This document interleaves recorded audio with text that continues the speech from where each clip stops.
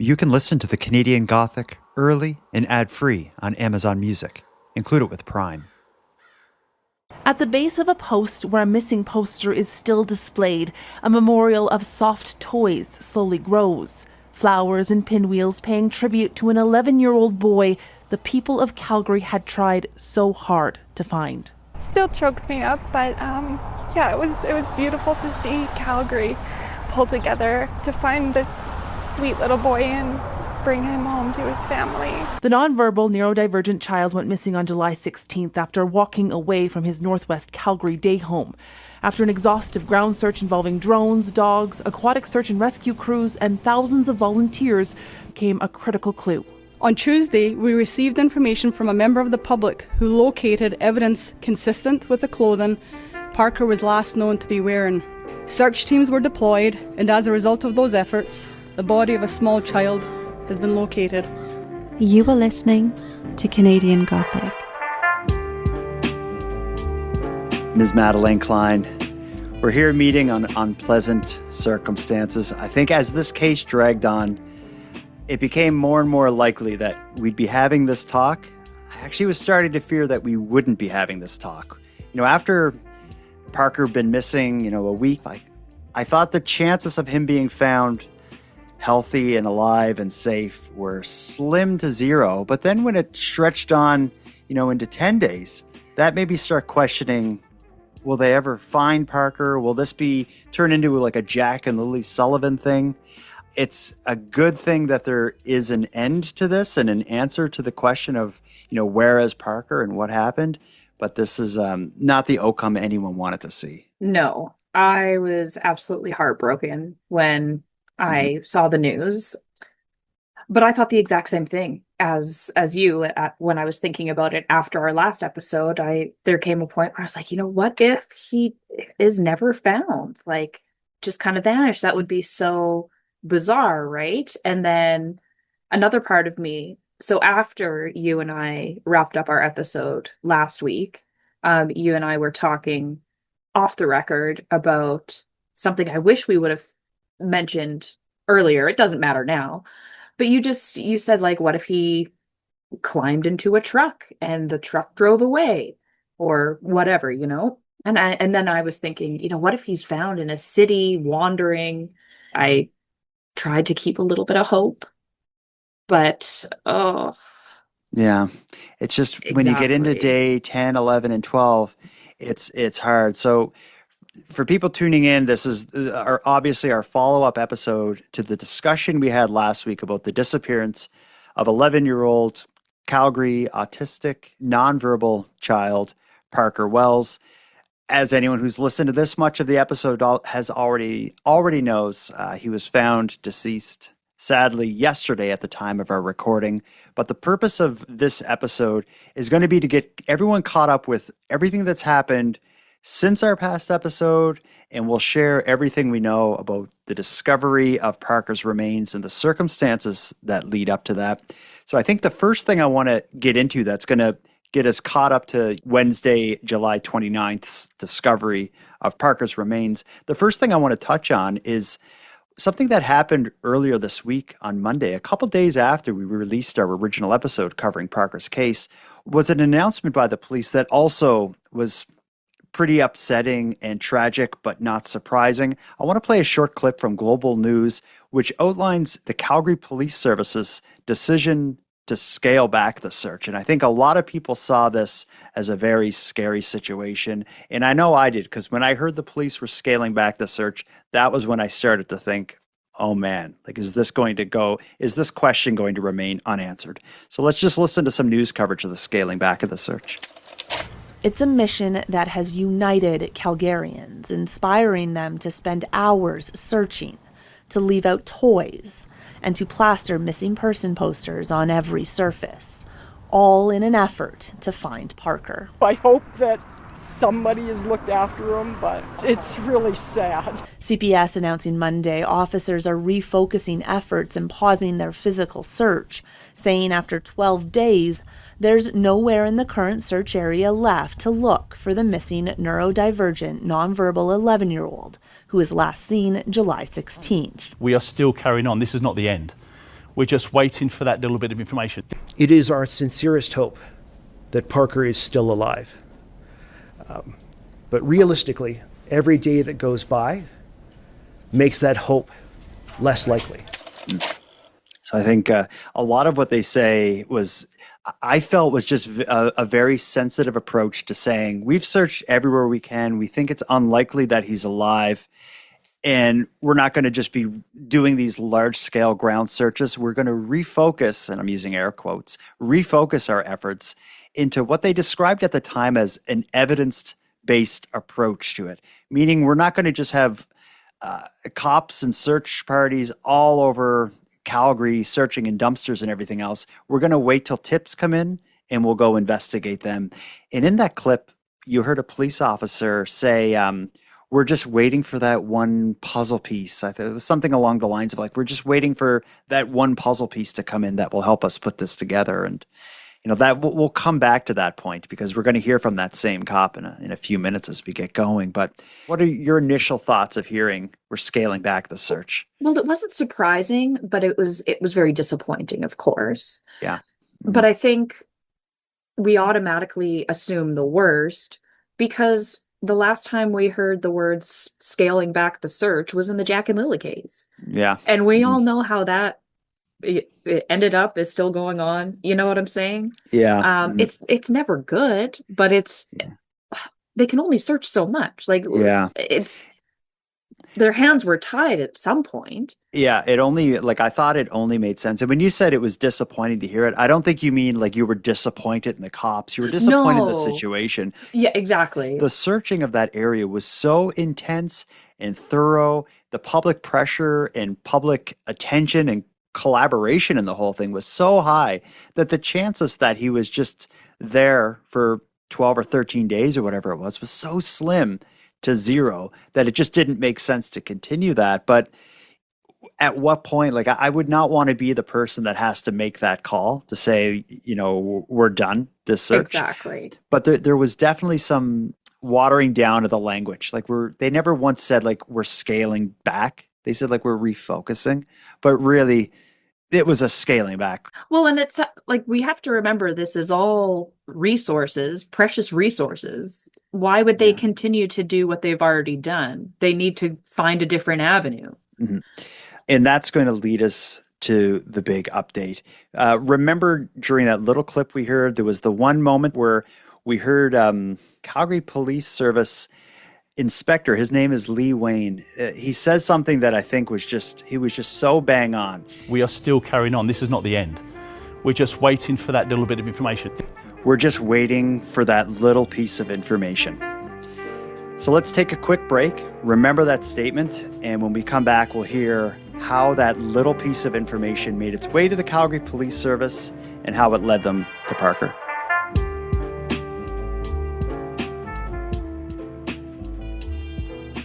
So Madeleine, we're up to that moment now. What we're about to do is sit in on the Calgary Police press conference that was held on Wednesday, July 29th.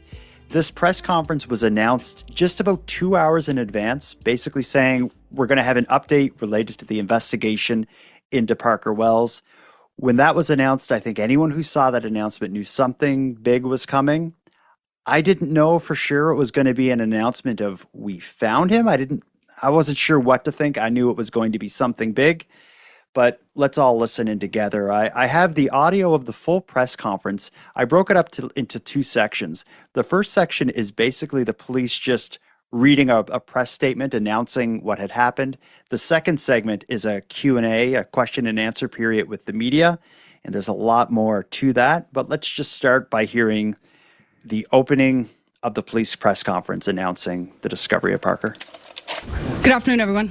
Today's an incredibly difficult day. It is with profound sadness that I can confirm that we have found the body of a small child, which we believe to be Parker. For nearly 2 weeks, so many people woke up hoping it would be the day Parker came home.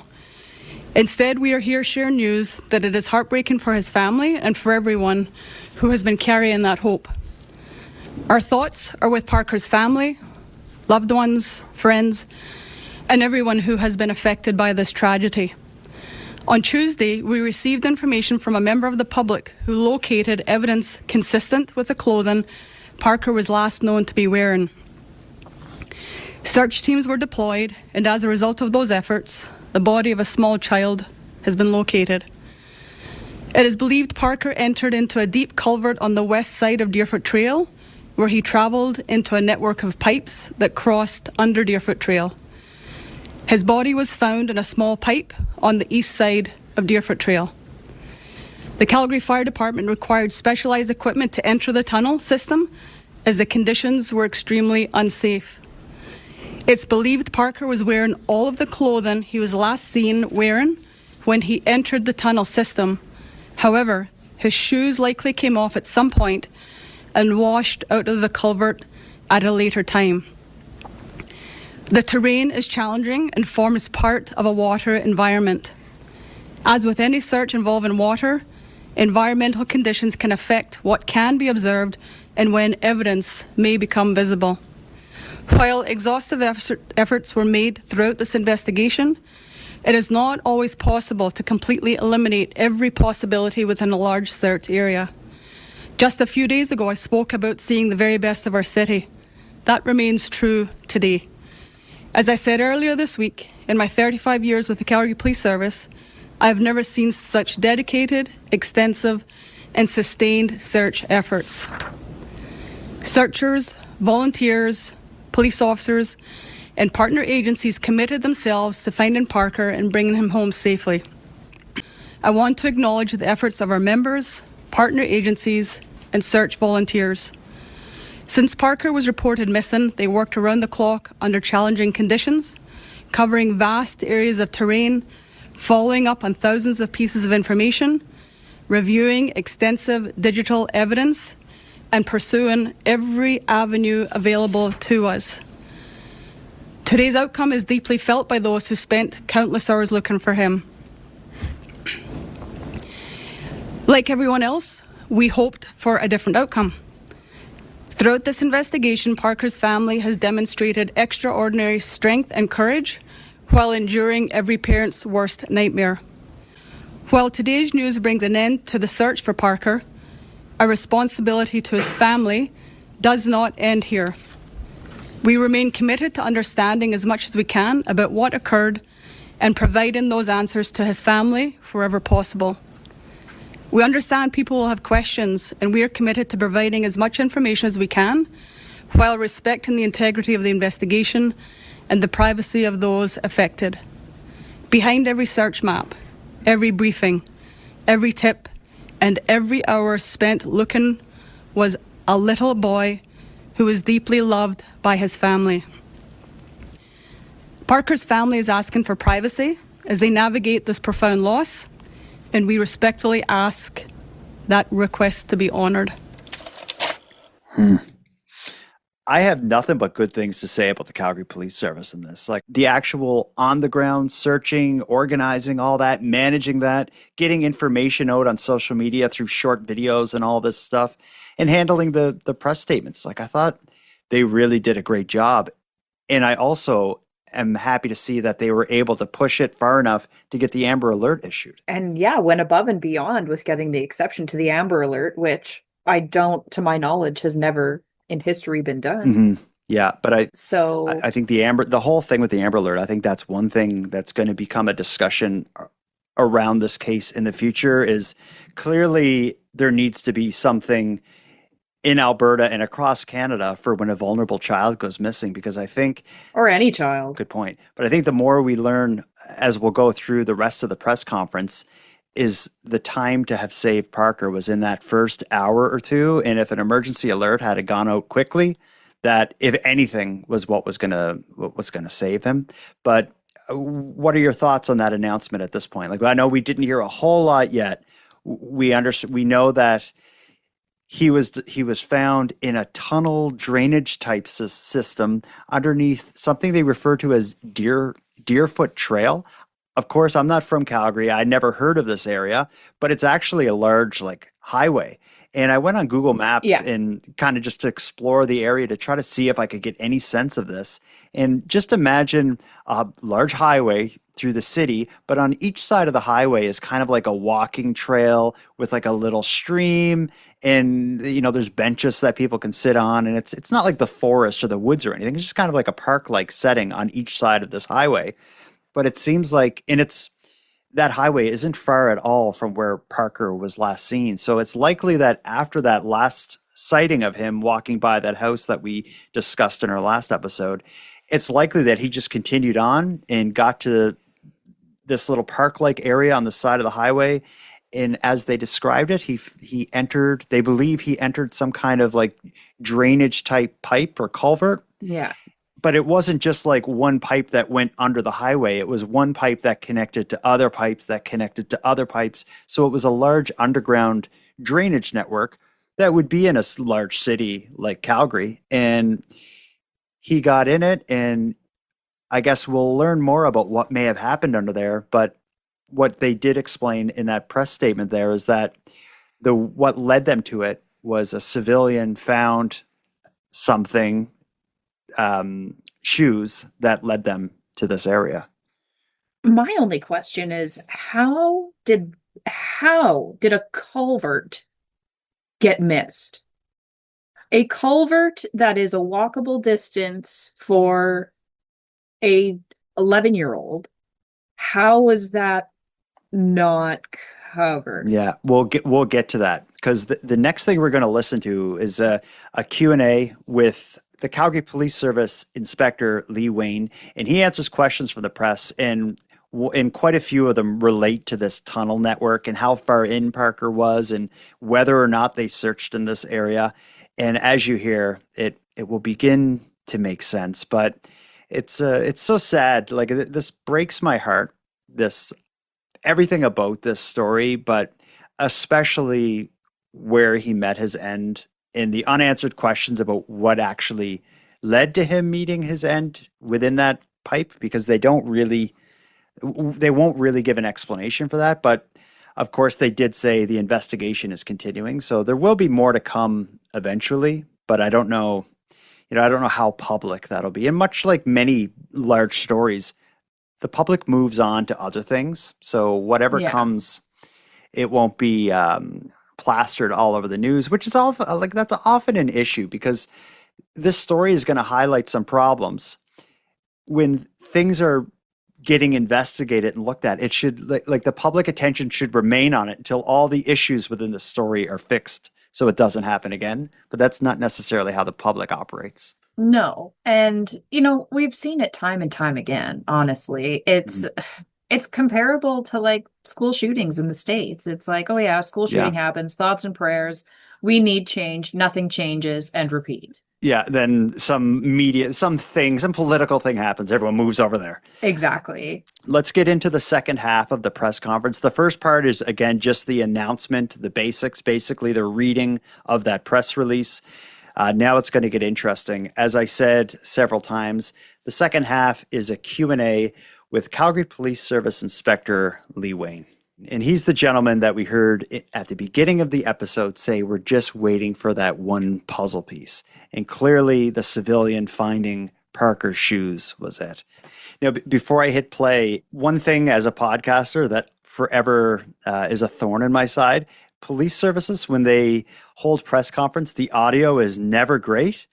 I mix together audio from 2 or 3 sources. Global News live streamed it. Calgary Police Service live streamed it. And everybody's audio seemed to have problems in one spot or another. So as I go, you may hear some weird stuff within the audio, but that's just me trying to make it sound as good as possible. All that funding and they can't give us decent audio.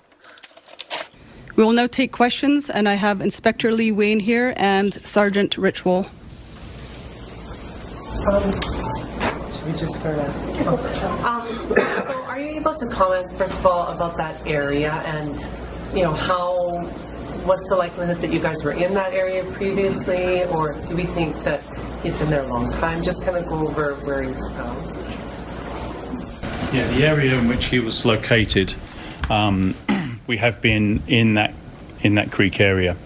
The clue that was located by the public pushed us into a direction where we needed to believe that it would push us into an area that needed more technical assistance. As the chief said, the system of pipes and tunnels is like a labyrinth in there, and that's why we needed the assistance of the technical teams of the CFD and their aquatic rescue teams today. That area, like the land area, had all been searched. The creek had all been searched. It had been flown, and we had put K9 units in there. The clue that was located, we used K9 today. That caused us to move further up the creek, which then there were some other things that we located that forced us into the tunnels and the pipework system of the city in quite a large distance. How long he was there? I mean, I can't comment on that because obviously there's a process now for examination. Just want to stop it there for a moment. That question, if you couldn't make it out, they said, do you know how long he was there? And the inspector said, I can't comment, but obviously a long time.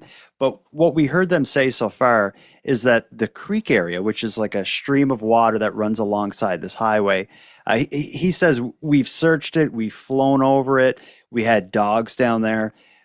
This area has been searched. When the shoes were found, that's what justified going back and searching again, which just like when they scale back the search, they said it's going to be an evidence-based approach. When we find something, we'll investigate that. So someone found shoes, reported it. They went out and investigated. They brought dogs.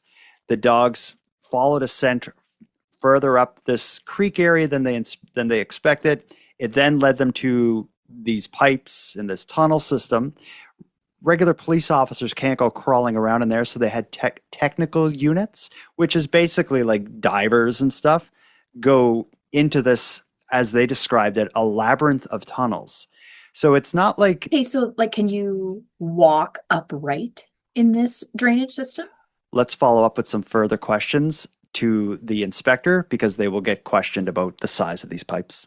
Oh, and is there water in these pipes? Like, what do we set the scene for me? Yeah, well, let's listen to him explain it because they will talk about that. But I will say is something led to his shoes washing out of this pipe system, and there had been rain there recently. So one of the questions they'll get is, you know, is there a chance that the shoes were there when you searched last time? And it sounds like that wasn't the case. But let's catch up. Let's listen. Are you able to comment on the sort of the size dimensions of this pipe? We know that often neurodivergent children like to be in confined spaces. That's right. Does it look like he climbed in there as a comfort thing and maybe got Potentially. Potentially. The pipe is a 4-foot concrete pipe that goes into a myriad of other pipes. The labyrinths of pipes change in different diameters once you go through Deerfoot and onto the east side, and then they split up into multiple different pipes in different directions that move all the way through East Calgary, and he was located in one of those pipes. So this wouldn't be a situation where somebody took a peek in? Absolutely not. Absolutely not, no. What we know is that we relocated the remains approximately 450 to 500 feet inside of the network of pipes through Deerfoot, underneath Deerfoot, onto the eastern side where they split up. The aquatic team encountered even some issues around unsafe conditions due to a buildup of gas in that area. And so we transitioned to the east side, and that's where we continued moving east and north and south, and that's where we located the remains. Yes. How much time was it between when the K9 unit first suspected that the child went inside the network and then in the actual... We've been working it this morning from the clue that was located from the member of the public. The dogs had indicated in that certain area, and so that pushed us further east and continued to move east. And then we located a number of other clues, which then forced us into the pipework system with the aquatic team. So likely the shoe wasn't there when you guys were there the first time? No, and we believe that, like the chief said, that Parker entered into that pipe with all of the clothing that he was wearing, and then over the course of time, some of that clothing had come out of the pipe into the creek, which was then located by a member of the public last night. give more details on what time exactly the body was found? The remains were located at 2:30. I was there at the scene when they were located. Obviously, this is, like the chief said, not the result that we wanted. But like I said on Monday, this is like a jigsaw puzzle, and we needed those pieces from the public, and the public responded by giving us that little piece to put us in an area that pushed us towards finding Parker. Obviously, this is not the result we wanted. We wanted to find him alive. But we are relieved, and I've been speaking to all the search teams and all the other search managers. We're relieved to be able to bring Parker home. And that's always been our goal and objective throughout this entire search. And so, yes, we are very sad, and we are very deflated in the fact that we couldn't find him alive, but relieved that we've brought him home. Is anyone able to speak to the person who found the shoes or the shoe, the initial clues? I mean, obviously this is a highly public case. How are they doing? They must have known when they came upon those shoes that they belonged to that little boy. So first of all, let's acknowledge the effort of the community. It was really part of our strategy to energize the community to be the eyes and ears. We knew we had a focused search area that we could put resources into, but part of the strategy was we had a community that was fully engaged and was searching in addition. That was all value added, and that was where we were hoping to generate the tips from, and that strategy's paid dividends. Unfortunately, not in the timeline that we wanted, and so the searcher involved has been searching almost every day. I spoke to her literally 30 minutes ago. I passed on the message of appreciation from the Calgary Police Service as far as not only her search efforts, but her willingness to keep that information confidential for the protection of the family while we worked the tip. And as we said, the tips and the investigation were going to drive the search tactics, and that's exactly what we delivered on. We got some information that then changed the scope of our search, and then that search then led us to Parker. And so to that individual, you know who you are.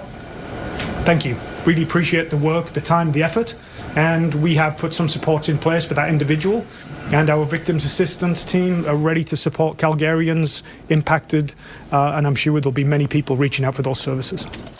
Just want to stop there. 'Cause up until now, they've been describing it as a civilian found the shoes, which would lead you to think, it's just someone on a bike or riding down this trail or someone walking.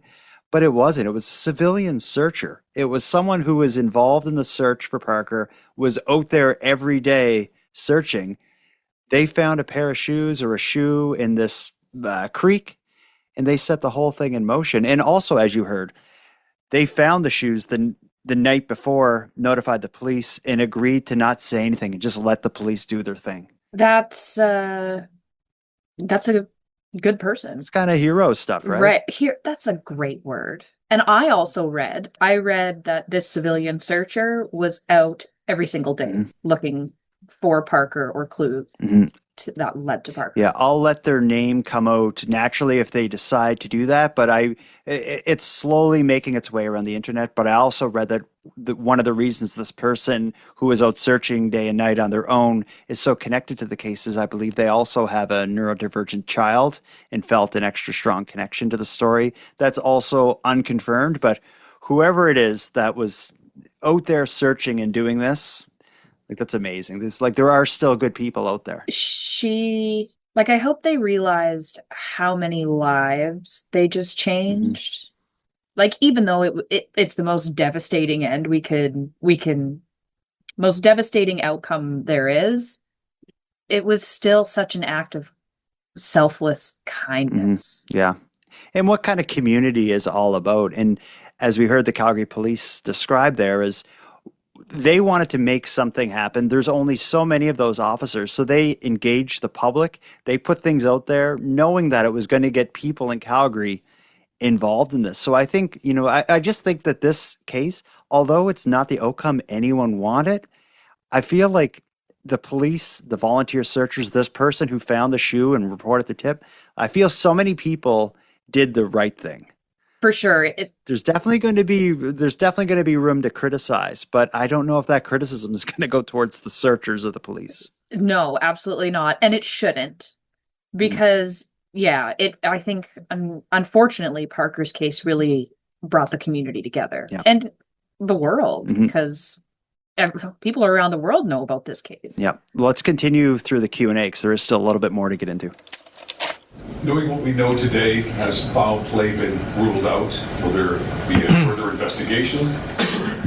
Foul play was never taken off the table from my investigative team. That was always a stream of work that we considered from the outset, which is the responsible investigative strategies with any missing person case.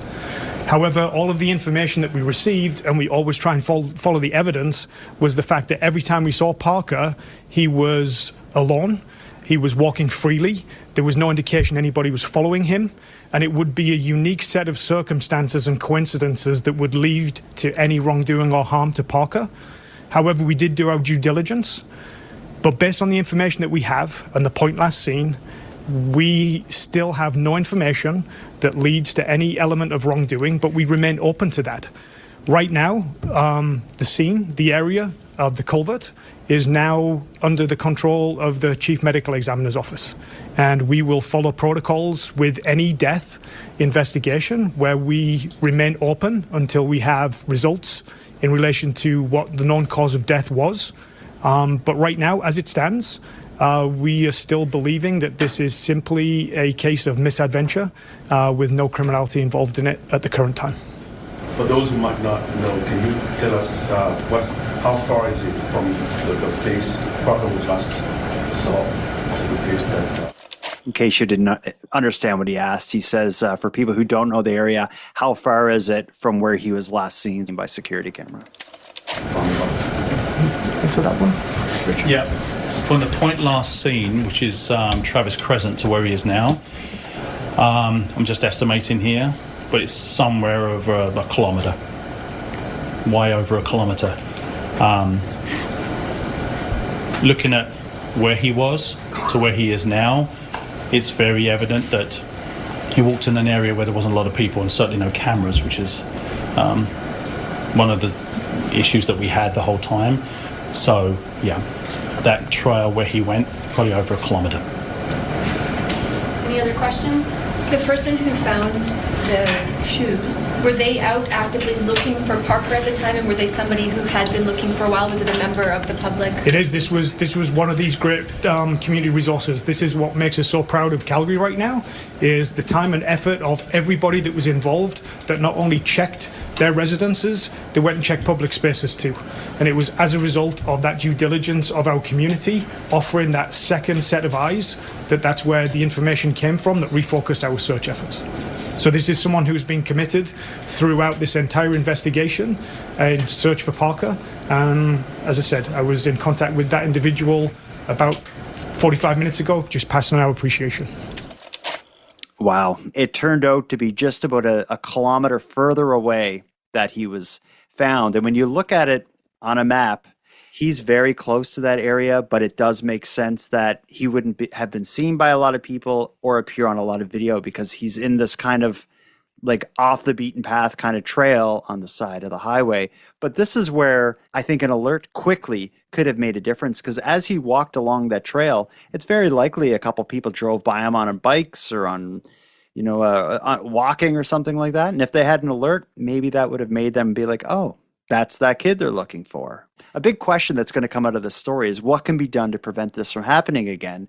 And I think aside from, like, right now, we don't know anything about what led to Parker being able to leave the day home. So, of course, there's going to be an investigation into that. But I'm not going to comment on that because I don't know anything about it. But I do know that an emergency alert or an Amber Alert much sooner than 2 days after a neurodivergent kid who acts like a 2 to 4 year old goes missing could very well have made a difference. I feel like an alert should have been made within a half hour at most. Absolutely. But I don't know. Something is just nagging me about this culvert. I find it hard to believe that, the last, it wasn't a conference, but there was a police officer that, in a video, and he was like, check everywhere in your backyard, even places that you wouldn't think, under the barbecue, et cetera, et cetera. How was this 4-foot in diameter culvert missed?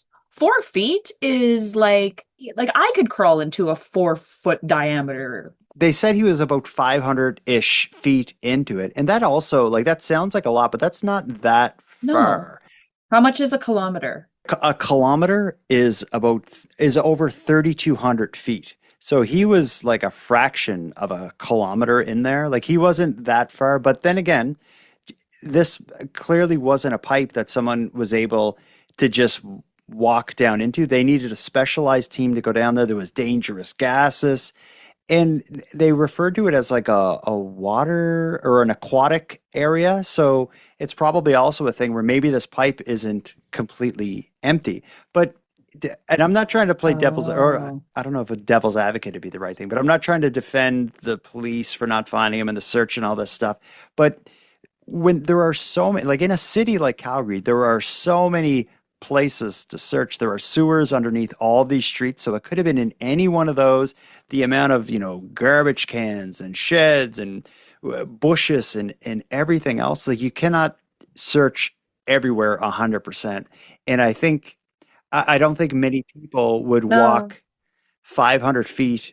Well, I don't even know if you could walk. I don't think many people would crawl 500 feet into a pipe to try to find him. And who knows what the situation was inside that pipe at this point when he went missing. True. It's maybe more information. Like, I don't know if they'll reveal much more, because it's going to get, if they start telling more than what we know now, it's going to start getting more graphic than people are going to want to hear. But it is a good question as to how someone wasn't found down there. But they did have canines down there at that point. I don't know. In my mind, this search was like a bunch of cops in a boardroom, and they spread out a big blueprint of the city and circled every possible well and culvert he could get into and search them. But that didn't happen. But there is so much to search, because it could have, like, you could say the same thing about every sewer and storm drain within that neighborhood that he went missing, or every roof on every building. And there's a million places he could have went. And I think the fact that it wasn't until, like, even if the police didn't lift a finger, the amount of volunteers that wrote, the fact that it took like 2 weeks for anything to happen, for it to lead them there, I think is just that alone is a statement for how hidden he was. And it only because his shoes somehow came off and got washed away is the only reason anyone ever would have looked in there.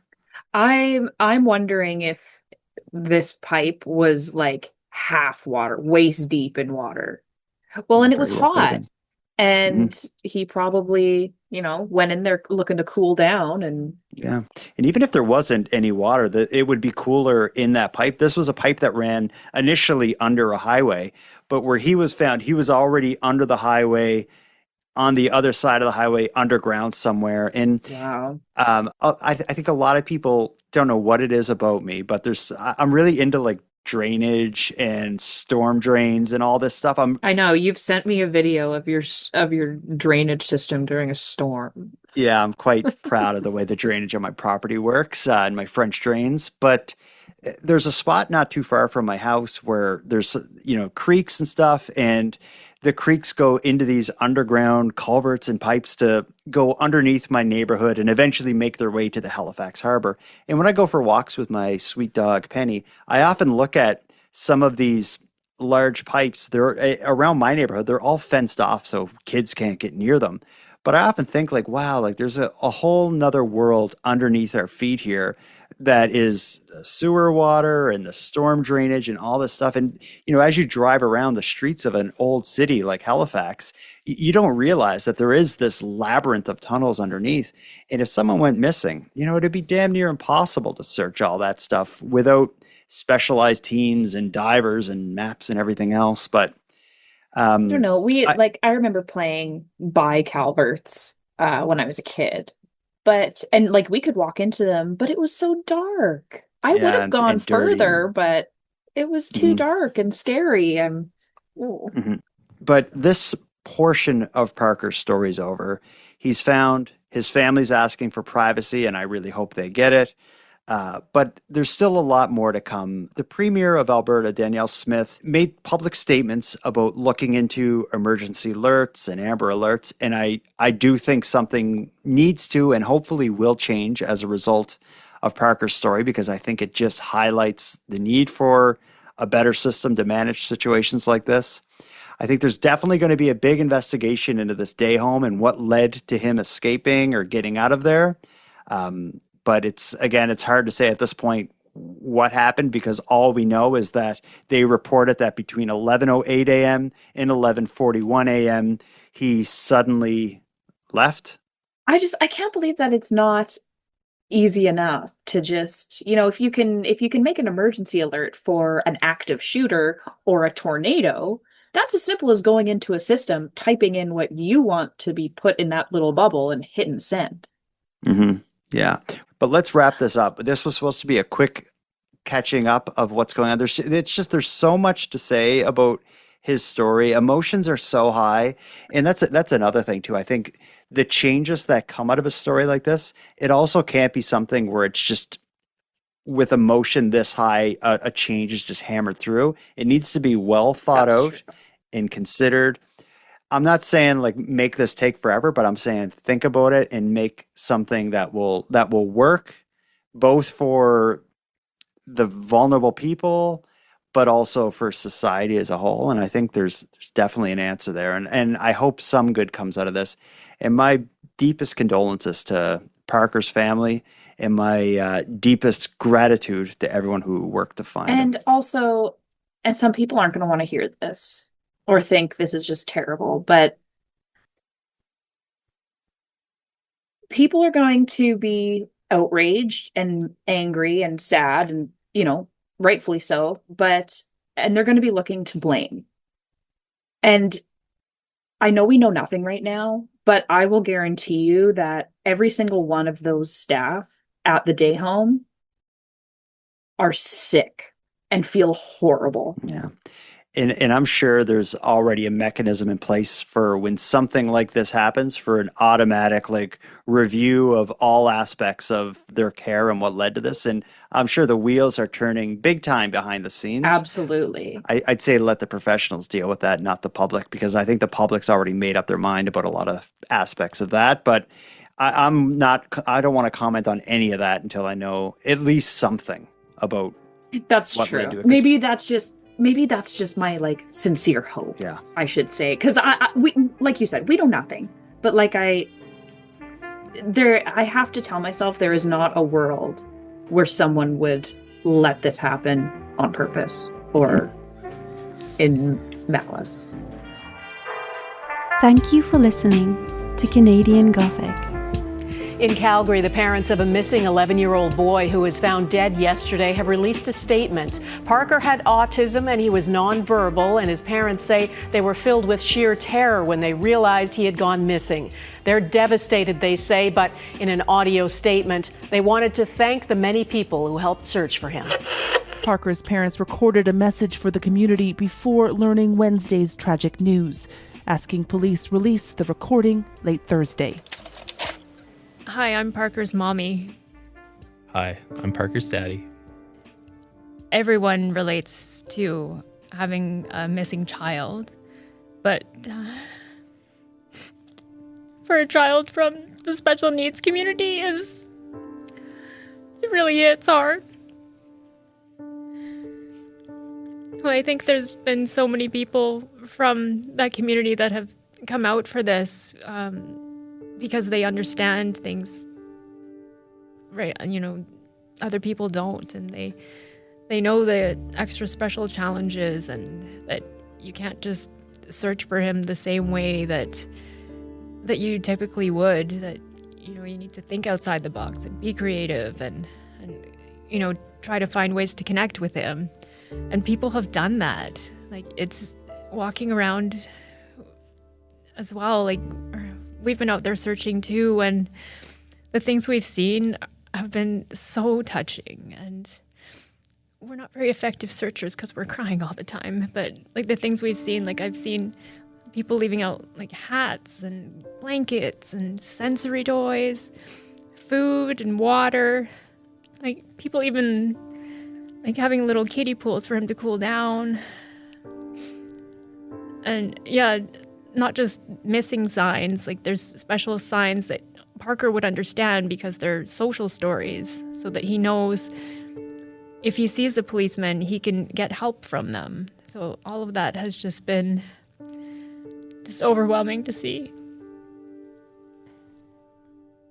There's, I've noticed on like social media, from people have shared it with me, and I've seen a few cases of this myself, that there's a lot of people who have been like, I've been in a similar situation. I've lost my son or daughter. They've run away, they've escaped, and they know the exact same feeling that we're going through. Like the sheer terror in your like chest, like, where is our kid?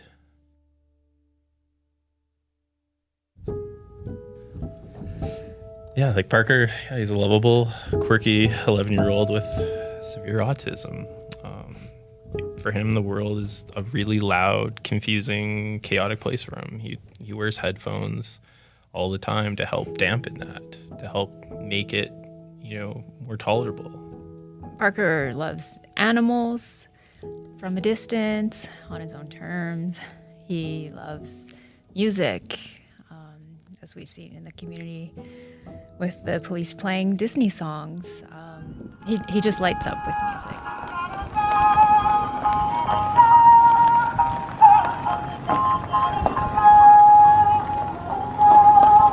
He's a very sensory kid, so we have a swing in our backyard, we have a swing inside. You would not believe the acrobatics he can do on it. We have to keep moving the TV further and further away. And ourselves as well, because he will swing right into us if we don't move. Hi! Wee!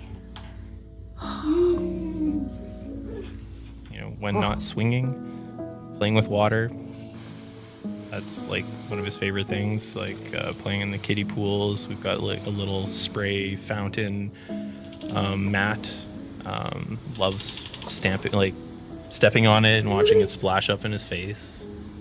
Yeah, I would say he's quietly intelligent. Again, he surprises us all the time with what he's capable of and the schoolwork he's capable of. So the teachers will show us things that he's done and we say, was this really him? But no, he's you can't underestimate him. It's meant the world to us, like seeing all those people out searching, and like every time we walk by, people have got like Bluetooth speakers out and they've got like different Disney songs playing, and you're like, oh, they've got, Lion King, or oh, it's like Aladdin, and it's like we usually kind of break down crying after they go past, but like just how much people care, it's been incredible. Like it absolutely means like the world to us that so many people care, and like seeing all those people out walking, dedicating their time to like somebody else's kid, a complete stranger in most cases, like absolutely incredible. I honestly don't think we have a word in English to properly express just how like overwhelmingly grateful and like appreciative we are of everybody coming out and coming together like this. Like, there's a reason that Calgary is always on those lists of the best cities to live in, and like this is it. We have seen all kinds of people, young, old, different cultures, different walks of life. Like everybody is out there and they're searching in the hot summer weather, the hot, smoky summer weather, night and day, like in their cars, on their bikes, on foot, like in tall grass, like, close to the creeks, like over the hills, like everywhere, just everywhere. Thank you. Thank you for coming out and like, thank you doesn't seem like it's enough. We just can't believe the response and how everyone has come forward to help. And it means so much. Just again, like there's no words to properly express that. It means the world to us and more, because Parker is our world. Well, one, we really want to thank the community because it's been absolutely amazing. We've really appreciated everything Calgary and the province has done for us. We just really, really wanted to thank everybody. This has been a tough week, not just us, everyone who's been helping and contributing in every way they can. This is tough. So please, if you or anyone you know is struggling with this situation, please go seek out the help you need so you can get support. It's so important. Self-care. And don't just think about doing it for yourself. You're doing it for your family. Do it for everybody. And we say the same thing to our family as well. Seek help, not just for yourself, but for everybody around you. Yeah, like the other message is, you know what? Like, hug your loved ones, hug your family, hug your kids. Kids, hug your parents. Hold them tight. Because you know what? You don't know when you'll get another chance. We'd love to be able to give Parker another hug right now.